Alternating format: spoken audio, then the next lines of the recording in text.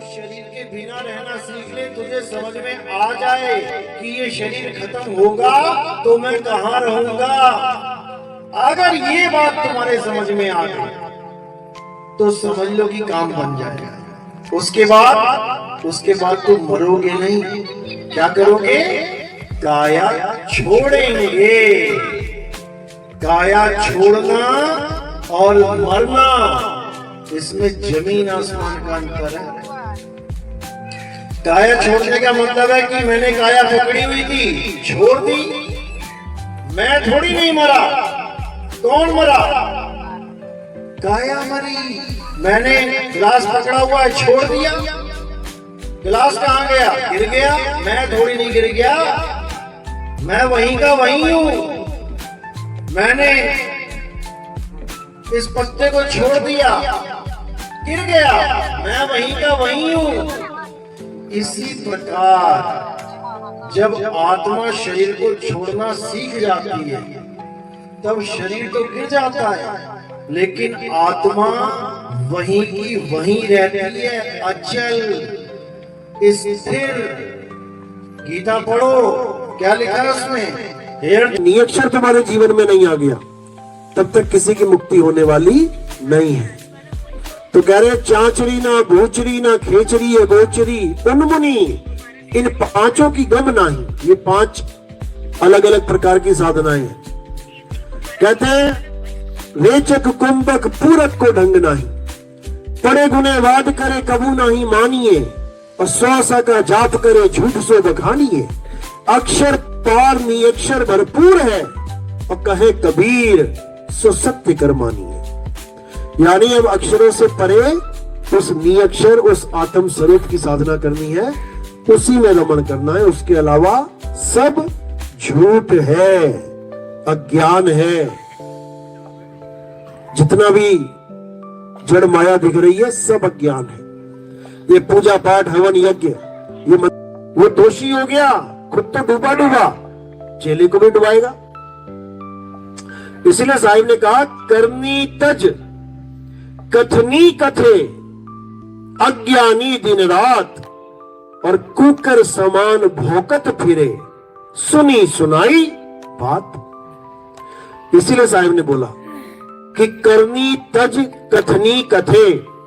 आत्मज्ञान का ना तो कुछ पता है, ना कोई विधि पता है, ना कुछ साक्षात्कार है, लेकिन लोगों से सुन लिया, अब उसी को सत्संग में शामिल कर लिया, आकर्षित करने के लिए लोगों को कि मैं भी 4 बातें आत्मा की करूंगा। लोग बड़े हैरान हो जाएंगे कि बाबा जी भी आत्मज्ञानी है, लेकिन कहो कि आत्म साक्षात्कार 0 है, पता ही नहीं है, तो वो परमात्मा का दोषी हो जाता है। दोषी जैसे डॉक्टर बनना अच्छी बात है, इलाज करना अच्छी बात है, लेकिन जब नीम हकीम खतराए जान हो जाता है ना काम। क्यों बोला ये 100 की कर सिमरनी? क्योंकि पहले लोग लकड़ी की माला की सिमरनी करते थे।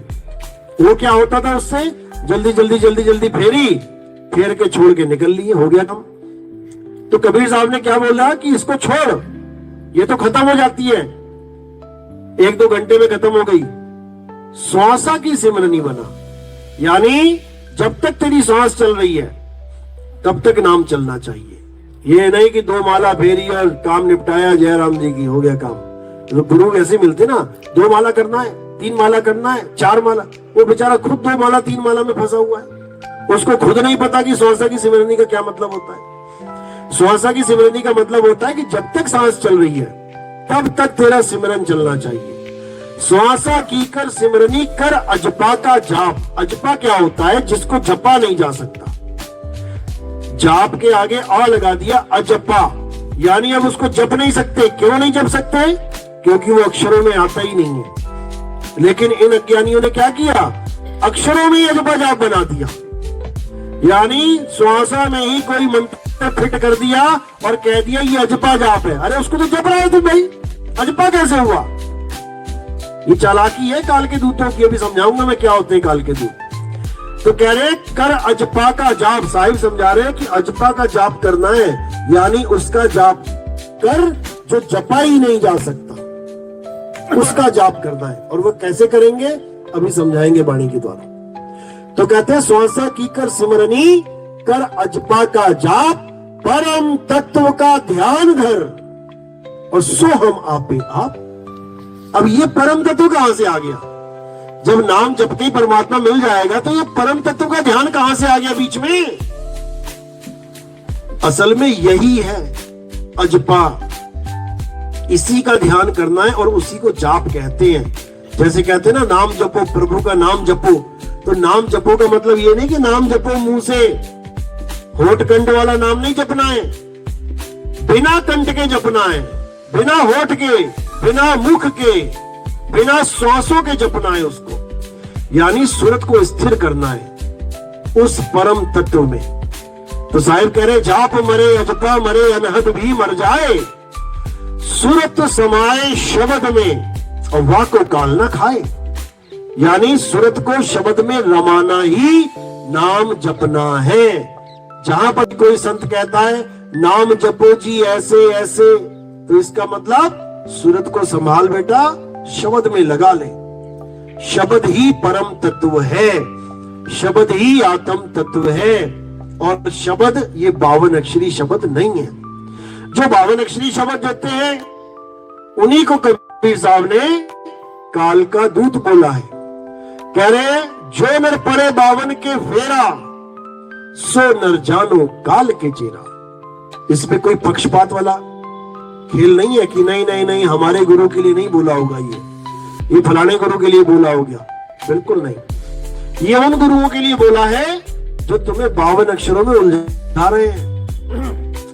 जो नर पड़े 52 के फेरा, यानी 52 अक्षरों को फेरने में लगे पड़े, माला बना दी 52 की। जब कहते जो नर पड़े 52 के फेरा, सो नर जानो काल के चेहरा। वही काल का दूत है, तुम्हें फंसाने के लिए आया है। जब 52 का टूटे डोरा, सहजे छूटे काल झकोरा।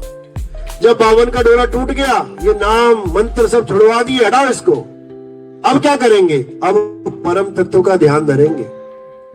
जब 52 का टूटे डोरा, सहजे छूटे काल झकोरा। फिर नहीं आए और फिर नहीं जाए, सार शब्द में रहे समाये। यानी उस परम तत्व में हमारी सुरता समाएगी।